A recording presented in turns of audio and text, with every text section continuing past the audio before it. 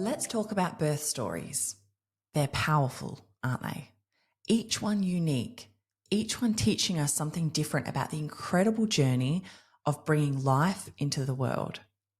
Today, I want to share my first birth story with you, not just the labour and the delivery part that everyone talks about, but the whole experience, including what came after. I'm sharing this because I believe women need to hear real, honest birth stories.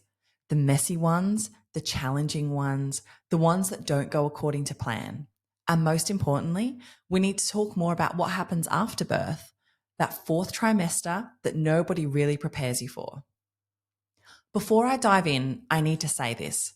I'm sharing my experience as a mum, not as a medical professional. Even though I'm a nurse, I'm not a midwife or a doctor, so please don't take any medical advice from my story. If you have any questions or concerns about your own pregnancy or birth, always consult your midwife or doctor. This is Maisie's story, my first daughter, who's now 6 years old.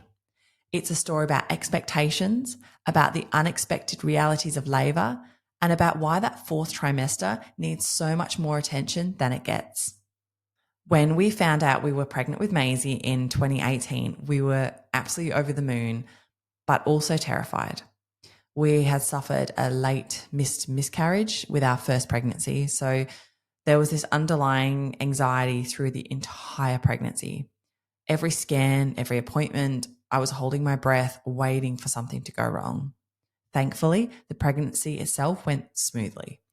I had the usual morning sickness and nausea that disappeared around the 16-week mark. And then I got that lovely burst of energy in the second trimester that everyone talks about. But what nobody prepared me for was the hip and lower back pain that started early and just got progressively worse. Working as a busy nurse in a hospital definitely didn't help the situation. I was on my feet all day, lifting patients, rushing around, and my body was screaming at me. The pain was in my lower back, kind of at the right top of my bum area. I found out it was called sacroiliac joint pain, which is incredibly common in pregnancy due to all the physical and hormonal changes your body goes through. This was honestly the hardest part of my entire pregnancy. The pain was relentless and got worse as Maisie got heavier. I was lucky enough to have a best friend who's a physiotherapist, and she was my absolute saving grace. She taught me about the support belts, those tight bands that you wear around your hips, and they were brilliant when I was working. She also told me not to lie flat or sit still for too long, so I practically lived on bouncy balls. But really, the only thing that completely cured the pain was birth itself. It was incredible. As soon as I gave birth, the pain just vanished. No more back pain. It was like magic. Now, because I have a condition called essential hypertension, it's basically high blood pressure with no known cause. My pregnancy was classified as high risk. It's genetic. My dad had the same thing. I was diagnosed when I was about 21, which was bizarre because I was a fitness instructor at the time, incredibly healthy, but there it was, high blood pressure for no apparent reason. The blood pressure was well controlled throughout the entire pregnancy, but it meant I was put into the high-risk clinic. This actually turned out to be fantastic because it meant I was monitored more frequently by midwives and doctors towards the end of my pregnancy. Here in Australia, I was a public patient, so all of this incredible care was completely free. We are so lucky to have the healthcare system we have here. The doctors and midwives were absolutely phenomenal. So being high risk meant I was at greater risk of developing preeclampsia, and they also told me there was a possibility that my placenta could just stop working.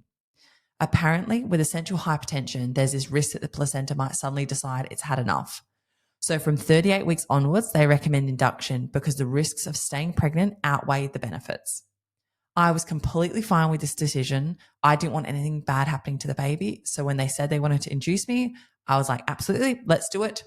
And they booked me in at 36 weeks for a 38-week induction, which meant I had 2 weeks notice. It was surreal sitting there thinking, I'm in 2 weeks, I'm going to have my baby. We kept the gender a surprise with both my girls. I had this thing where I felt like pregnancy is so focused on the woman, which is fair enough, but I wanted to give Mark something special. So I decided that when the baby was born, it would be his job to look and tell me whether we had a boy or a girl. For anyone who's considering keeping the gender a surprise, it's honestly the best thing you'll ever do. So the 28th of June became our date, the day we'd meet our baby.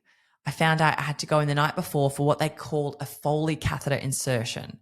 Now, as a nurse, I'm used to putting catheters in for bladder control, so I thought I knew what to expect. I was completely wrong. We went in that evening and they inserted this massive balloon-like device up into my cervix and inflated it with water. The whole purpose is to put pressure on your cervix to try and get things moving naturally. It's like the strangest sensation, like a constant pulling feeling. They tape it quite tightly to your leg to maintain that pulling pressure. And it's just this really weird, uncomfortable sensation that you can't escape from. I had to stay in overnight, and I remember lying there having these crampy pains, almost like period pains, but nothing too intense. Somehow I managed to get some sleep, though it wasn't the most comfortable night I'd ever had. Mark went home to get some rest and walk the dog, planning to come back early in the morning. At 7 o'clock the next day, the midwives came in bright and cheerful, saying they were ready to take me over to the delivery room to get things started. I was immediately panicking, ringing Mark, and I was like, "Where are you? They're taking me in now." And he was literally like walking the dog, and he was like, all right, I'll be there. And he was rushing around trying to get to the hospital as quickly as he possibly could. They wheeled me into this lovely delivery room and removed the Foley's catheter. When they checked, I wasn't really dilated much at all, pretty much what you'd expect for a first pregnancy. They got me settled, introduced me to my midwife, who was absolutely incredible, and I felt really comfortable straight away. The room was lovely. I had my music playing, and despite being nervous, I felt ready. Mark arrived just as they were hooking me up to the monitors and starting the intravenous drip.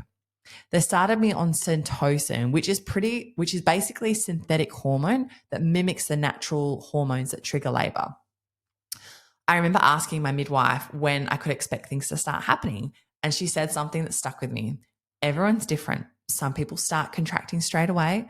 Others can take hours or even all day. Within 10 minutes of starting that drip, I was eating some breakfast and I felt something. I'd always wondered how I'd know when labor actually started. You hear so many different descriptions from different women. So people always say that women forget the exact pain, which makes it hard to know what to expect. What I felt was this pain in my lower back, almost like a tight belt around my tummy. It wasn't excruciating, but it was definitely something I hadn't felt before. I looked at my midwife and I said, "Is that it?" And she glanced at the monitor and said, "Yep, that was a contraction." I remember thinking, "Oh, that's not too bad." I've spoken to other mums and midwives since, and they've told me that induction is quite different from natural labor. When you go into natural labor, you might get a contraction and then nothing for an hour, then another one gradually building up over time. With an induction, once it starts, you're on. I had another contraction within about 15 minutes, and they were quite regular from the very beginning. The intensity was quite overwhelming. Because I was being induced and needed continuous monitoring, I was essentially just tethered to the bed with all these wires and monitors. Combined with my ongoing hip and back pain, I found it really difficult to move around like many women do during labor. I couldn't walk down the corridors or use movement to work through the contractions like I'd hoped. So the contractions were becoming more intense, and honestly, I felt quite trapped. Most people talk about walking around during labor, using movement to cope with the pain, but I literally just couldn't walk. My leg would just give way because of that ongoing hip and back pain. Even getting to the shower was agony, so I was limited to sitting on the bouncy ball or changing positions on the bed, which made me feel quite restricted when I needed to move through the pain. I tried using the hypnobirth techniques I'd learned. I'd done a few classes during pregnancy, and for anyone who's pregnant now, I really recommend looking into it. They teach you how to breathe with the contractions, picturing them as waves that come and then crash down. For the first half of labor, this really, really helped. I could visualize each contraction building like a wave, reaching its peak, and then subsiding. And it gave me something to focus on other than the pain. But as we got deeper into active labor, those techniques became harder to maintain. By about 1 o'clock in the afternoon, so I'd been in the delivery room for 6 hours, I was in serious pain. I asked the midwife to check my progress, and she said I was 5 centimeters dilated. I remember thinking, brilliant, I'm halfway there. I can absolutely do this. Then she said something that completely changed my perspective. She's like, just so you know, most first-time mothers will push for at least an hour once they're fully dilated. And I looked at her and thought, what? An hour of pushing on top of all this? And that's when reality of how much work was still ahead of me really hit. She could see I was struggling and asked if I like anything for the pain relief. Now, I hadn't gone in with a rigid birth plan. I'd seen too many women set themselves up for disappointment by being too fixed on one particular outcome. I decided to go with how I felt on the day, and Mart was completely supportive of whatever I needed. When she offered the epidural, I didn't hesitate. I said yes immediately. Within half an hour, the anaesthetist was there preparing to insert the epidural. That was such a strange experience, trying to stay perfectly still while having contractions, knowing that this needle was going into my spine. You're desperate for the pain relief, but the process of getting it requires you to do the exact opposite of what your body wants to do during a contraction. After the epidural was in, they suggested I try to rest because I was just exhausted. But then the strangest thing happened. I started shaking uncontrollably. I was shaking like a leaf and I couldn't stop. They explained it was probably adrenaline and my body's response to everything that was happening, but it was really frightening because I had no control over it. The epidural was also quite different from what I'd expected. I could still feel everything. I could move my legs, I could move around the bed, and I could still feel the contractions. It took the edge off slightly, but it wasn't the complete pain relief I thought it would be. I'd never had an epidural before, so I assumed this was normal. And towards the end of my birth, and we noticed it had been leaking the whole time. By about 5 o'clock, I was absolutely exhausted. I told Bart to go into the cafe, stretch his legs, maybe get something to eat. I thought I'd try to rest while he was gone. But almost as soon as he left, I had opened my eyes and had this overwhelming, undeniable urge to push. I called out to both midwives, and my best friend, who's a midwife, was there as support. And I said, I need to push. I need to push right now. And they looked at me with surprise and said, what?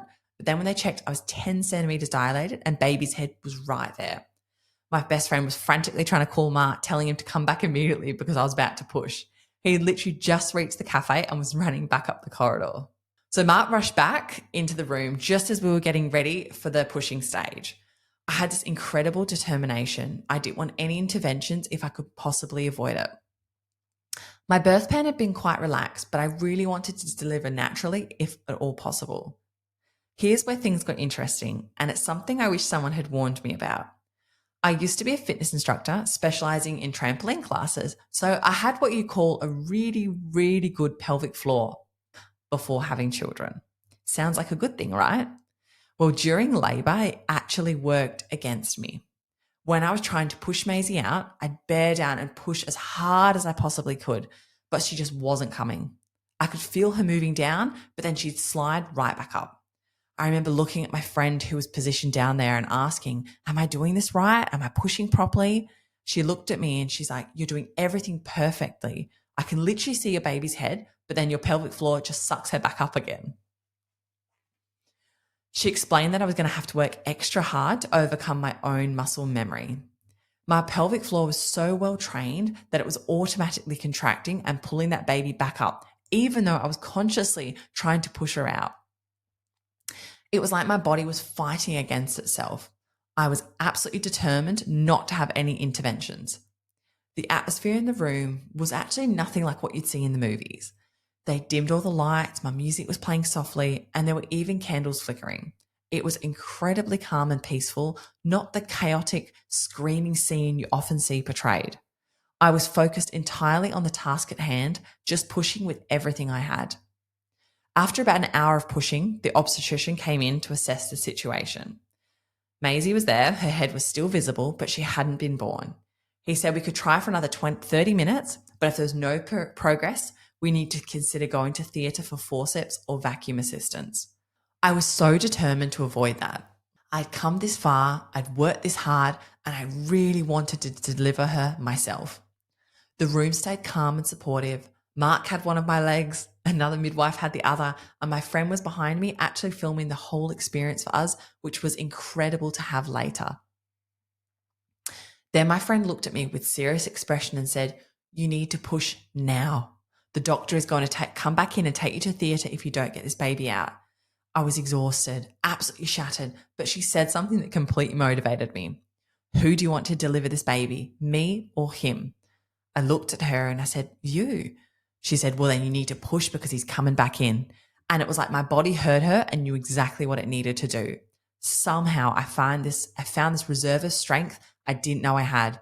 I pushed with everything I had left and suddenly her head was out. Then her shoulders followed and then she just slipped out completely.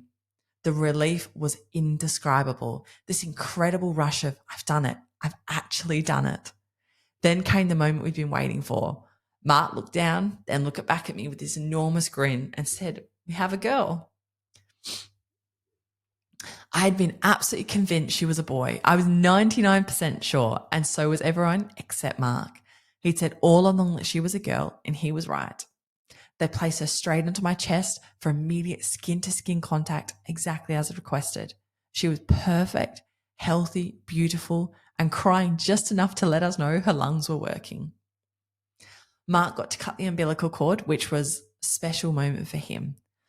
But our work wasn't quite finished yet. After they gave me the injection in my leg to help deliver the placenta, I thought the hard work was over. I was laying there with Maisie on my chest, feeling this incredible sense of accomplishment when my friend looked at me with concern and said, Luce, the placenta's not coming. I looked at her confused and said, what do you mean? She explained that I was going to have to actually birth the placenta. I'd need to push it out just like I'd pushed Maisie out. I was absolutely exhausted and I was like, oh, I'm so tired. But she said, I know, but you're going to have to push.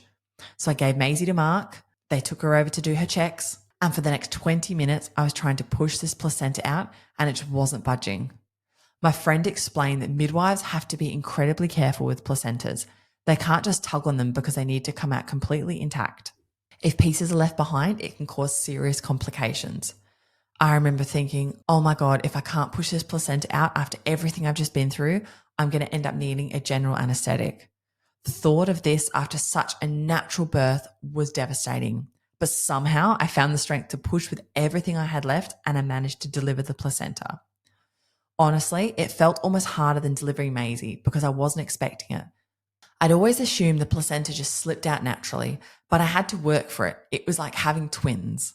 I did need a few stitches, nothing major, but while the doctor was sorting that out, I was able to put Maisie straight to my breast. She was trying to feed, though that became its own challenge later on. Having that immediate bonding time while being stitched up was really special. After everything was cleaned up, I had a shower, which felt incredible, and we moved to the postnatal room. That first night on the ward was magical. Mark was able to stay with me. We just spent hours staring at this tiny person we'd created. I kept thinking, she's ours. She's actually here. I was in complete shock, absolutely exhausted because I hadn't slept properly in over 24 hours, but also riding this incredible high. The hospital stay felt like this lovely protected bubble. The midwives were checking on us regularly, helping with feeding, making sure everything was progressing normally. Maisie seemed settled enough and I felt like I was getting the hang of things. There were other new mums around and everyone was in the same boat and the staff was so supportive. Looking back now, I realized the hospital gave me a completely false sense of security about what motherhood was going to be like. Everything felt manageable when there were experienced midwives just a buzzer away, when meals appeared without me having to think about them, when someone else was monitoring whether my baby was feeding properly or gaining weight. I remember feeling quite confident when they said we could go home after 2 days. I thought, we've got this. Maisie's feeding, she's sleeping, I'm recovering well. The birth had been challenging, but ultimately positive, and I felt like the hardest part was behind us. What I didn't realize was that the real challenge was waiting for us at home. The hospital had been like training wheels. Everything was supported, monitored, and managed by professionals. But once we walked through our front door with this tiny baby, reality hit me like a freight train. That's when the 4th trimester really began, and nobody had adequately prepared me for what was coming. Let's talk about something that doesn't get nearly enough attention, the 4th trimester. If you've never heard this term before, you're not alone. It refers to the first 3 months after birth, and it's arguably one of the most challenging periods of becoming a mother, yet it's the least talked about and least prepared for. Think about it. During pregnancy, we have 9 months of preparation. We read books, attend classes, plan nurseries, and discuss birth plans endlessly. We know exactly what to expect during labour because we've heard dozens of birth stories. But what happens after? Once the baby is placed in your arms and you're sent home from hospital, what then? The fourth trimester is this strange, intense period where you're physically recovering from birth while simultaneously learning to care for a completely dependent human being.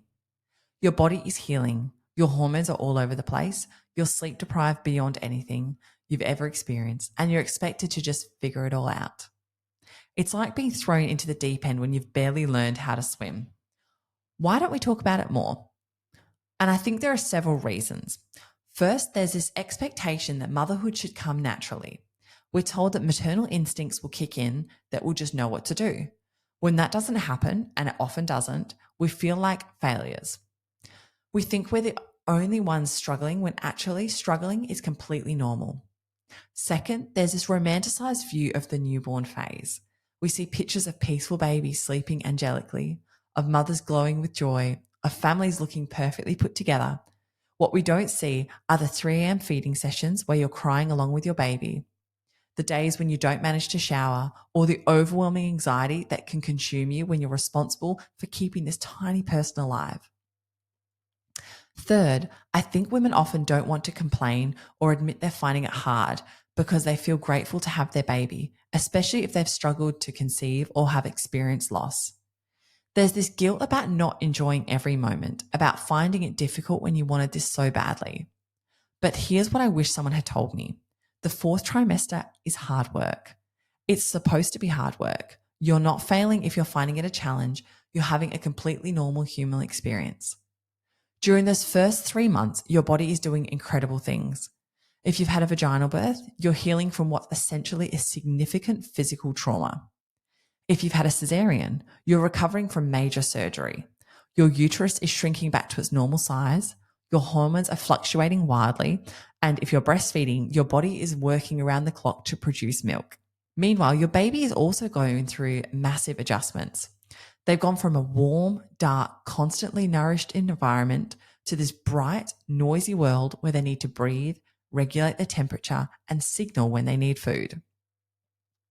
They're learning to exist outside the womb, and that's a huge transition from them too. This is why I think the fourth trimester deserves as much attention, preparation, and support as pregnancy and birth.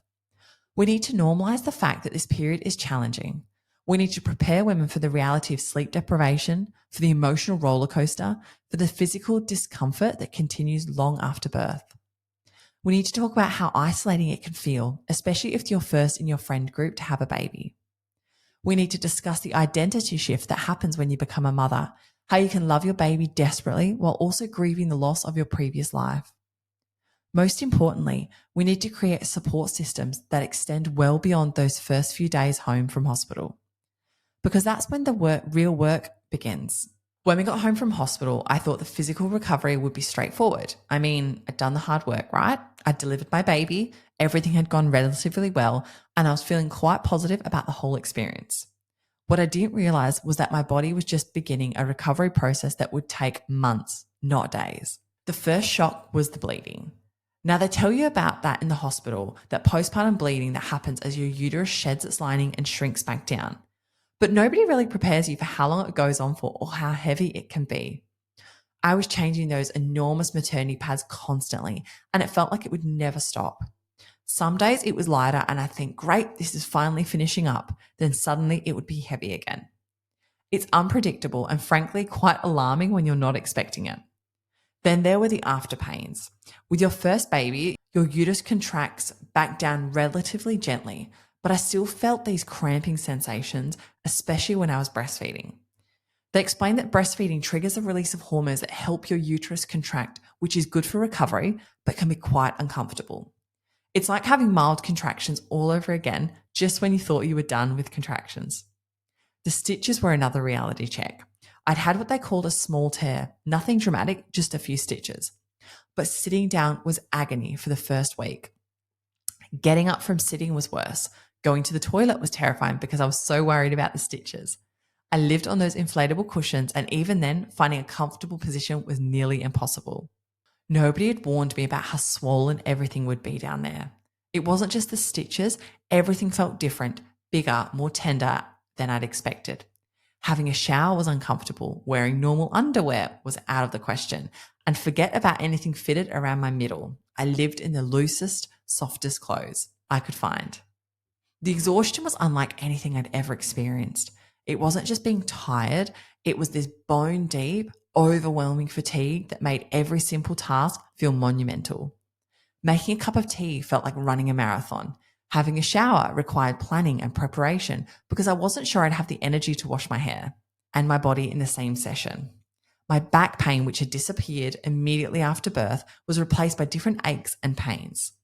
Carrying Maisie, feeding her for hours at a time, constantly looking down at her, my neck and shoulders were in agony. My posture was terrible because everything hurt and I was so focused on protecting my healing body. Then there was the emotional side of physical recovery, which no one talks about. Looking in the mirror was confronting. My belly was still huge and soft, nothing like I'd expected. My breasts were enormous and painful. My face was puffy and I barely recognized myself. I knew it would take time for my body to recover, but seeing the reality of it was quite shocking. The night sweats were incredible. I would wake up absolutely drenched, having to change my pajamas and sometimes even the sheets. Apparently, it's your body's way of getting rid of all the extra fluid from pregnancy, but it was so uncomfortable and disrupted what little sleep I was managing to get. What struck me the most was how unprepared I felt for the physical reality. We spend so much time preparing for labour and birth, but for very little time preparing for the weeks and months of recovery that follow. Your body has done this incredible thing, but it needs time and care to heal properly. I think what made all of this harder was the lack of warning about how long recovery would take.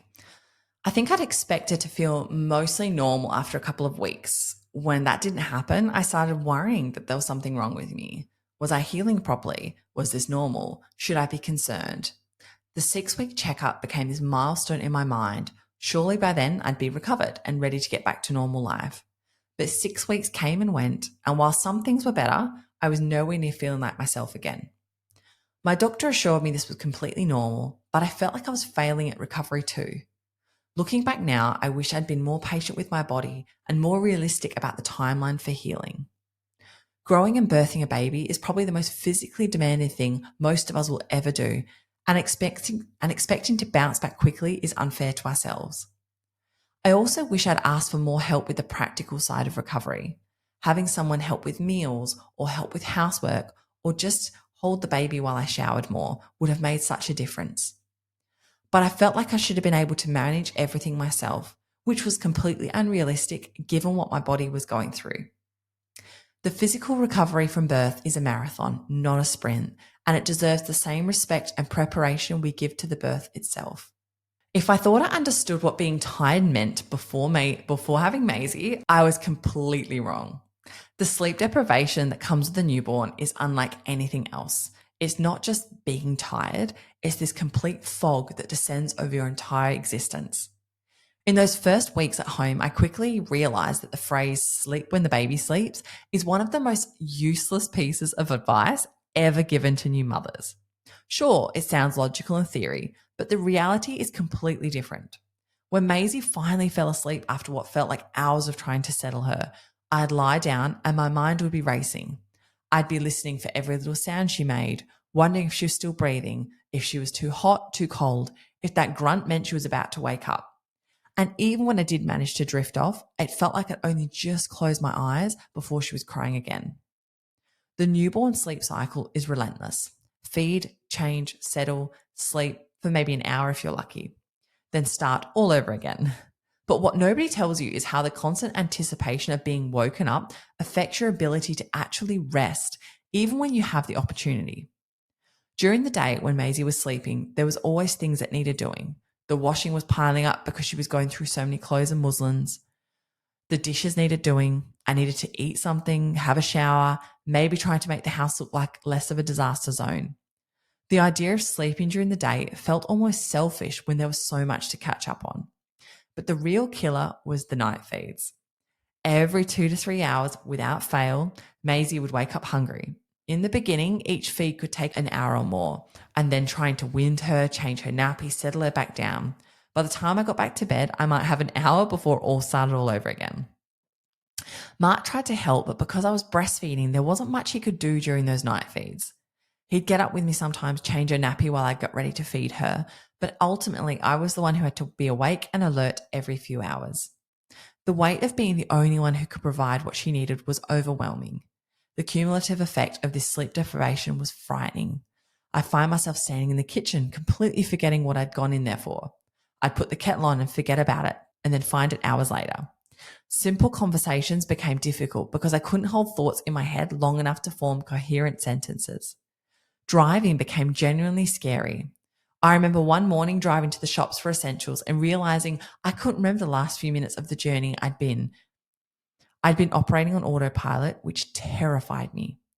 I started limiting my driving to only absolutely necessary trips, and even then, I'd have to concentrate so hard on staying alert. The emotional impact of sleep deprivation was perhaps even worse than the physical exhaustion. Everything felt more overwhelming when I was running on no sleep.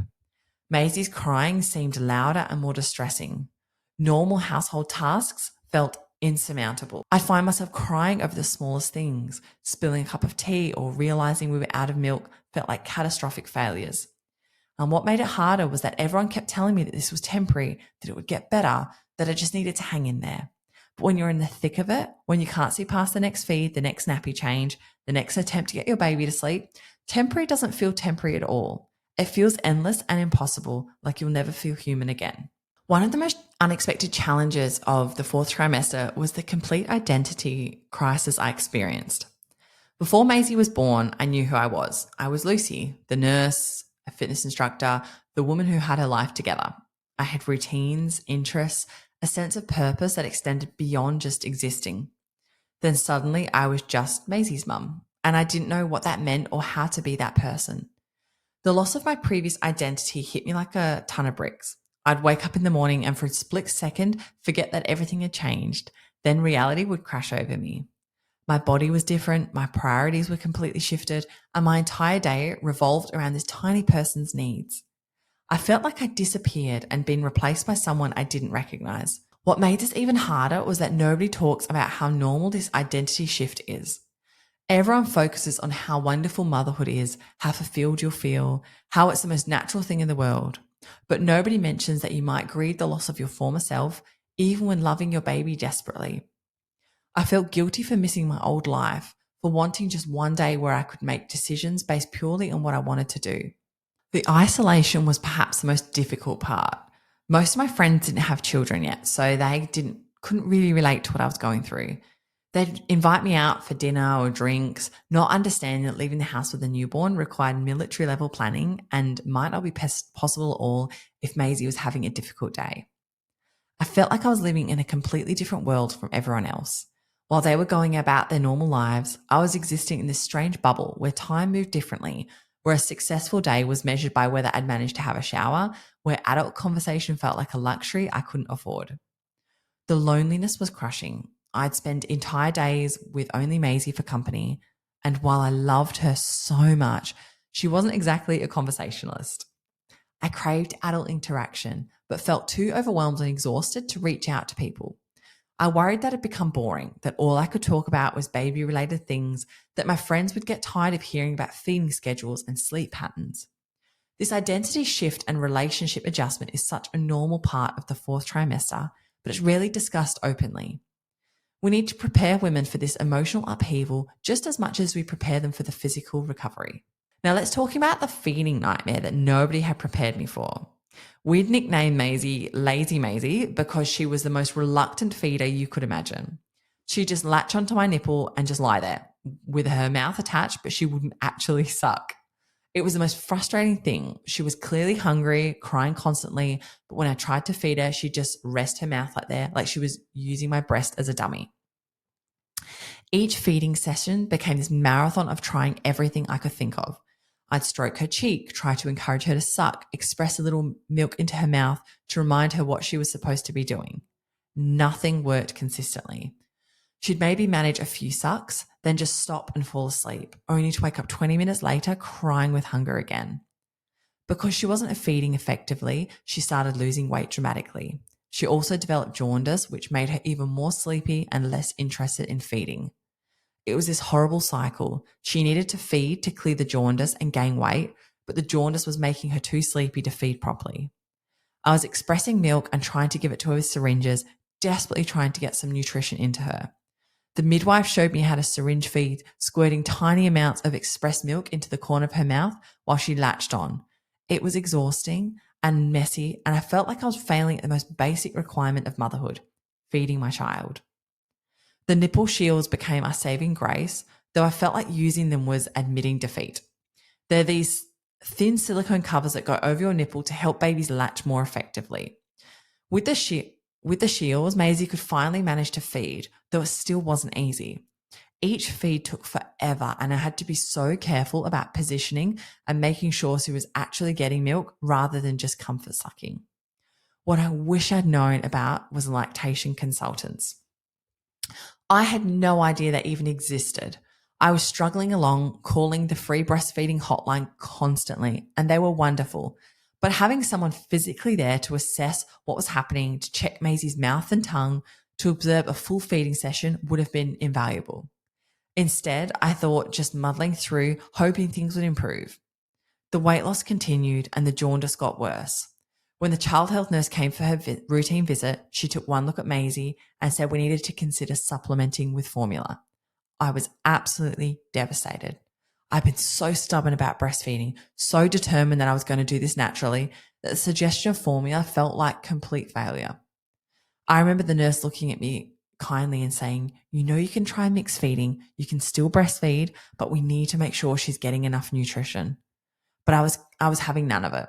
I was convinced that if I just tried harder, if I was more patient, if I expressed more milk, we could make breastfeeding work. Looking back, I can see how my stubbornness was actually harming Maisie. She was literally not getting enough food, and I was so focused on my idea of what good mothering looked like that I was ignoring what she actually needed. The pressure I put on myself to breastfeed exclusively was immense, and it was completely self-imposed.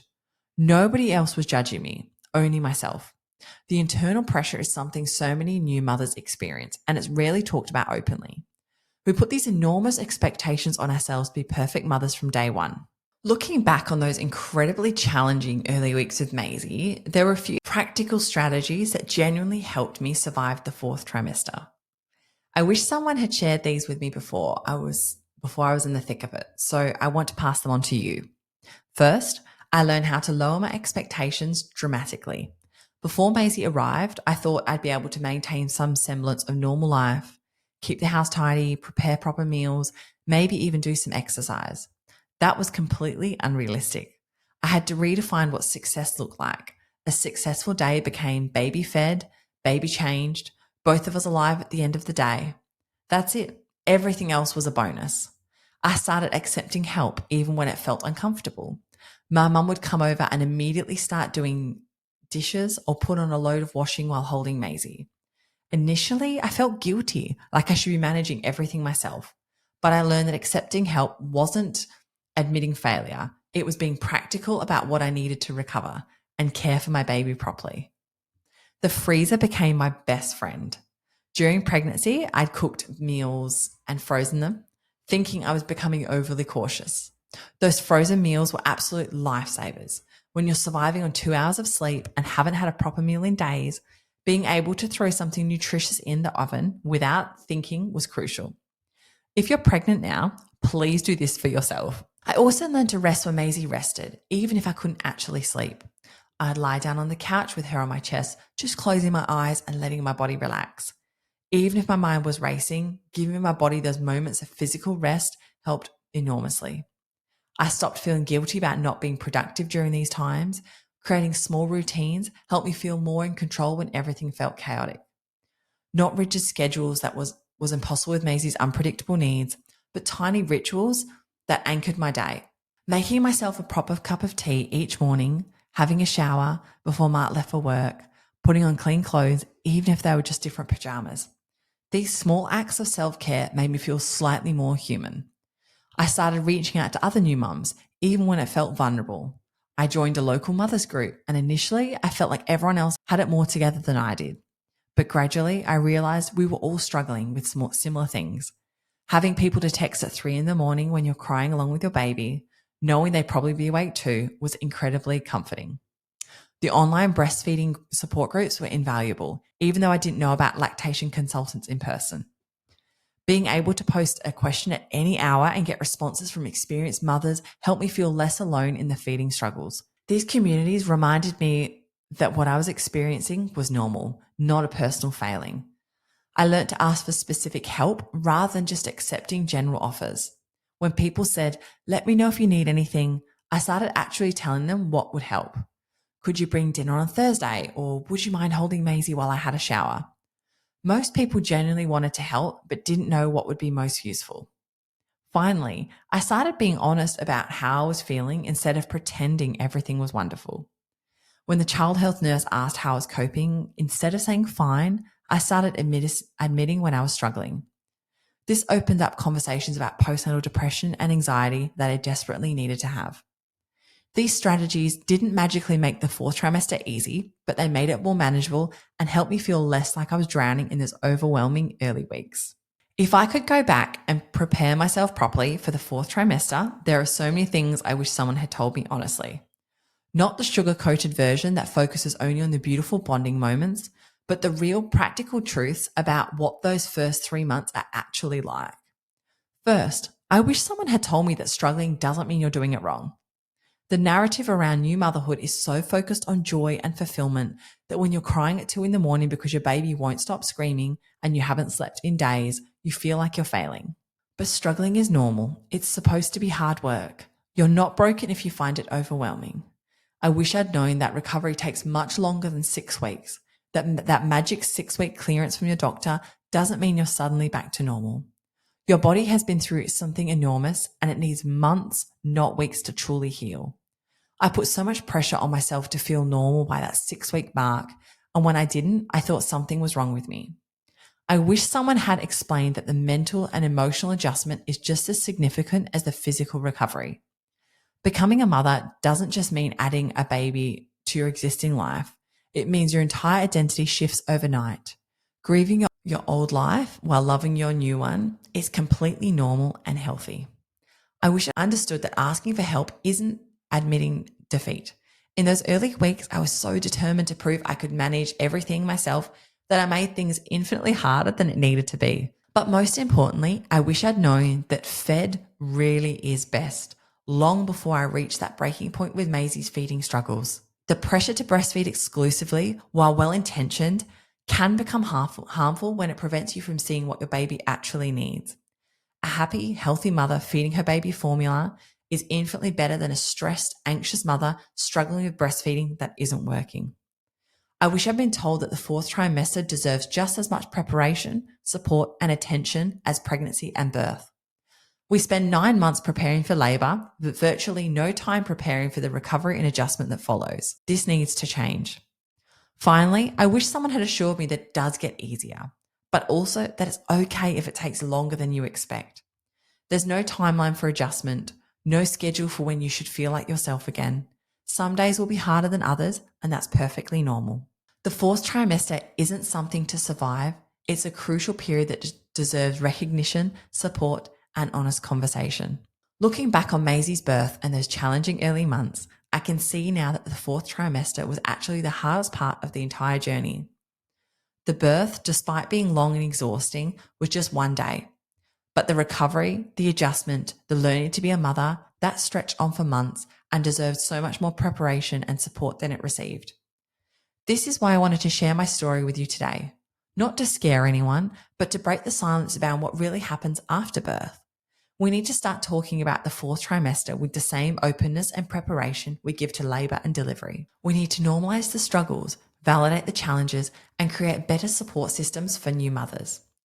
If you're currently in your fourth trimester and finding it harder than you'd expected, please know that you're not alone and you're not failing. If you're pregnant and listening to this, please start thinking about your postpartum support now. And if you're someone who knows a new mother, remember that the most helpful thing you can do is offer practical support without judgment.